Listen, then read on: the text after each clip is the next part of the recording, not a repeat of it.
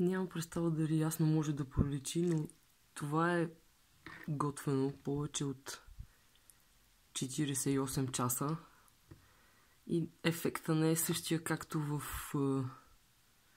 началото с продукта, когато за същото време просто беше вече на яхния. Тук сега, нали, тези картофи, леща, прасук не е така задоволително, както първоначалното използване на продукта, когато просто за много по-малко време реално беше вече сготвено ястието. Включително и тези, които са пак картофи, киноа и прасук.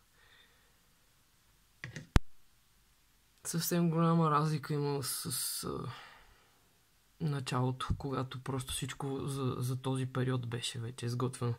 Но може да се пипне уреда и нали не функционира както преди. Не се загрява толкова, няма пара, която както преди нали, излизаше, когато го отвориш.